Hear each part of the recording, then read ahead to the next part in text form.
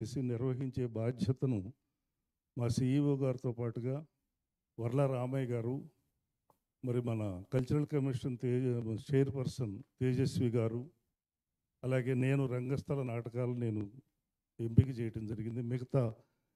మిగతా art forms అన్నీ కూడా మరి సిఇఓ గారి యొక్క సలహాల మేరకు వాళ్ళ చైర్మన్ గారు తేజస్వి గారు రూపకల్పన చేశారు.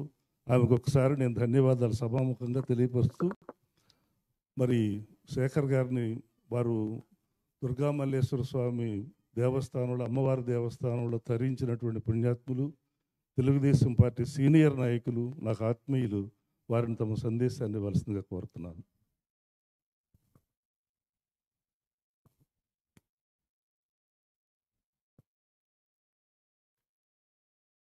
దసరా మహోత్సవాల సందర్భంగా గతంలో ఎన్నడూ లేనటువంటి విధంగా గౌరవనీయులు ఆంధ్రప్రదేశ్ ముఖ్యమంత్రి నారా చంద్రబాబు నాయుడు గారి యొక్క ఆధ్వర్యంలో లోకేష్ గారు, పవన్ కళ్యాణ్ గారు, కందుల దుర్గేష్ గారి యొక్క సహకారంతో ఈనాడు విజయవాడలో జరుగుతున్నటువంటి కార్యక్రమాలు గతంలో ఎన్నడూ కని విని ఎరగనట్లుగా జరుగుతూ ఉన్నాయి. చాలా సంతోషకరమైనటువంటి విషయం ఏంటంటే, ఇక్కడ చాలామంది చిన్నారులను చూస్తే చాలా ముచ్చటేస్తుంది. ఈరోజు ప్రతి తల్లిదండ్రులు కూడా వాళ్ళ పిల్లల్ని చిన్నప్పటి నుంచి ఐఐటి కోచింగ్, ఆ కోచింగ్లు అని చెప్పేసి అని ఇంజనీర్ అవ్వాలి, డాక్టర్లు అవ్వాలని తపన పడుతూ చేసేటువంటి పరిస్థితులు. కానీ ఇక్కడ ఉన్నటువంటి తల్లిదండ్రులకి ముందుగా నేను నా యొక్క అభినందనలు తెలియజేసుకుంటూ చిన్నారుల్ని ఆశీర్వదిస్తున్నాను. పూర్వం మా చిన్నతనంలో గ్రామాల్లో నాటికలు, నాటకాలు, తోలుబొమ్మలాటలు ఇటువంటివన్నీ కూడా ఎక్కువగా ఆ రోజుల్లో జరిగేవి. ఒక నాటకం వేయాలంటే ఒక నెల రోజులు ఆ కళాకారులందరూ రిహార్సల్స్ చేసి ఒకరోజు ఆ కార్యక్రమం పెట్టుకుంటే తెల్లవార్లు కూడా గ్రామాల్లో, చుట్టుపక్కల గ్రామాల్లో ఉన్నటువంటి ప్రజానికం అంతా కూడా వచ్చి చూసి ఆనందించి కళలను ప్రోత్సహించినటువంటి సందర్భం. పూర్వం రాజుల కాలంలో రాజులు కళలను పోషించేవారు. అలాగే ఇప్పుడు ప్రభుత్వాలు ప్రజాస్వామ్య దీంట్లోకి వచ్చేసిన తర్వాత ప్రభుత్వాలు పోషించే సందర్భంలో నారా చంద్రబాబు నాయుడు గారు ఒక అడుగు ముందుకేసి ప్రపంచంలోనే ఉన్నతమైన స్థాయిలో ఉంచాలి మన రాష్ట్రాన్ని అన్ని రంగాల్లో అనే దాంట్లో ఏదైతే సోదరులు గుమ్మడి గోపాలకృష్ణ గారిని ఈ నాటక కళా పరిషత్కి చైర్మన్గా నియమించి వారి ఆధ్వర్యంలో ముందుకు వెళ్తున్నటువంటి సందర్భం. ఇక్కడ నా చిన్నతనంలో చూసుకున్నట్లయితే ఇదే తుమ్మలపల్లి కళాక్షేత్రంలో కూడా అనేక కార్యక్రమాల్ని మేము చిన్నప్పటి నుంచి కూడా చూసినటువంటి వాళ్ళం. ఒక కర్ణాటి లక్ష్మీనరసింహ గారు కానీ, మిక్కిలినేని రాధాకృష్ణమూర్తి గారు, ఆచంట గోపాల రత్ననాయుడు, తర్వాత ఏవి సుబ్బారావు తెనాల్లో ఉండేటువంటి వారు, వారి అబ్బాయి నాకు ఫ్రెండు. అటువంటి ఎంతో మంది కళాకారులు జీవితం మొత్తం కూడా దారపోసినటువంటి మహామహులు. ఈరోజు ఇక్కడ అమ్మవారి ఆశీస్సులతో మీరందరూ కూడా ఈ కార్యక్రమంలో పాల్గొనటం, రాబోయే రోజుల్లో కేశినేని చిన్ని గారి ఆధ్వర్యంలో ఈరోజు ఈ సంవత్సరం బిగినైంది.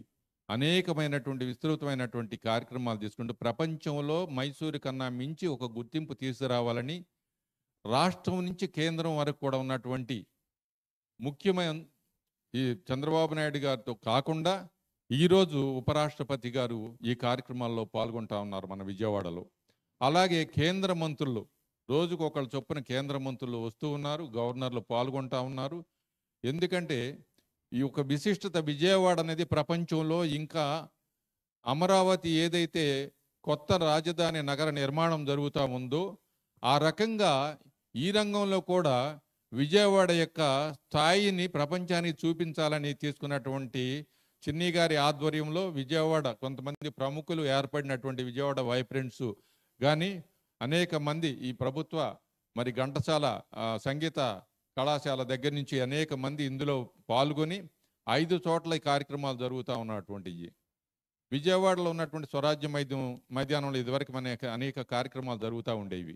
అక్కడ ఇప్పుడు అంబేద్కర్ గారి విగ్రహం పెట్టడం ద్వారా రాజ్యాంగ మన పితామహుడు మనందరికీ మనం గౌరవించేటువంటి ఆయన్ని, ఆ సందర్భంలో గొల్లపూళ్ళు అన్నటువంటి దేవాలయానికి సంబంధించినటువంటి ఆస్తుల్ని ప్రభుత్వం వారి యొక్క సహకారంతో రాబోయే రోజుల్లో అనేక కార్యక్రమాలు నిర్వహించాలని చెప్పేసి అనే ఉద్దేశంతో అక్కడ కూడా ఒక ఎగ్జిబిషన్ గ్రౌండ్ని ఈ 6 రోజులు కూడా ఏర్పాటు చేయడానికి సన్నాహాలు తీసుకుని భారీ ఎత్తున జరుగుతూ ఉన్నటువంటి సందర్భంలో ఈ చిన్నారుల్ని చూస్తే చాలా ఆనందంగా ఉంది.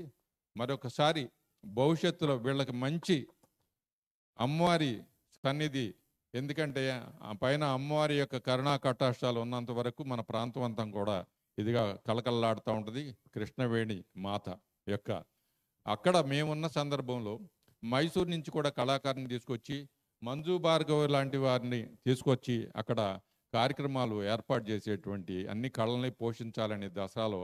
అట్లాగే ఈరోజు చాలా సంతోషకరమైన విషయం ఏంటంటే మనం ఎలాగా ఈరోజు ఈ పిల్లలు చూస్తే ఎదుగుందో ప్రపంచంలో ఉన్నటువంటి వేరు దేశాలలో ఉన్నటువంటి తల్లిదండ్రులు కూడా వాళ్ళ పిల్లల్ని అక్కడ ఈ డ్యాన్సు నృత్య కార్యక్రమాలు నేర్పుతూ వాళ్ళని తీసుకొచ్చి అమ్మవారి సన్నిధిలో వాళ్ళతో డ్యాన్స్ చేయించడం ద్వారా జన్మ తరిస్తుందని అనేక మంది వచ్చి దసరా ఉత్సవాల్లో వాళ్ళందరూ కూడా పాల్గొంటూ తర్వాత రోజుల్లో కూడా నిత్యం కూడా పైన రోజు కార్యక్రమాలు జరుగుతూ ఉన్నాయి.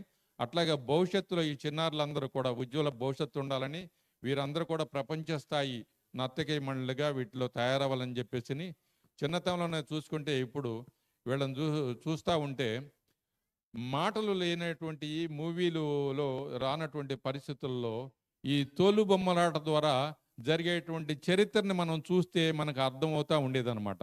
అటువంటి యొక్క మరి తోలు బొమ్మలాటని ఇక్కడ ఏర్పాటు చేయడం కూడా చాలా సంతోషంగా తెలియపరుచుకుంటూ మరొకసారి తల్లిదండ్రులకి అభినందనలు తెలియజేసుకుంటూ పిల్లలకి ఆశీర్వాదాలు అందజేస్తూ దుర్గమ్మ వారి యొక్క ఆశీస్సులు మీ అందరికీ కూడా ఎల్లప్పుడూ ఉంటాయని చెప్పి తెలియజేసుకుంటూ, ముఖ్యంగా ఈ నిర్వాహకుల్ని అన్న కళాకారుడు కానే కాకుండా ప్రజా ఉద్యమంలో కూడా ముందున్నటువంటి వ్యక్తిగా మా బాలకోటయ్య గారి గురించి మీకు చెప్పేది ఉంది. ఈరోజు ప్రపంచం అంతా కూడా ఒక గళం వినిపించే దానికి మేధావులు సైతం మౌనంగా కూర్చున్న రోజున ఆయన బలంగా గత 5 సంవత్సరాలు కూడా ప్రజల యొక్క వాణిని ఏమాత్రం కూడా భయపడకుండా నిర్భయంగా తన వాయిస్ని ఇచ్చినటువంటి బాలకోటయ్య గారు కానీ మన కార్యనిర్వాహకులు కానీ వాళ్ళందరి సమక్షంలో నాకు ఈ అవకాశం కల్పించినందుకు నిర్వాహకులకి మరొకసారి ధన్యవాదాలు తెలియజేసుకుంటూ సెలవు తీసుకుంటున్నాను. నమస్కారం.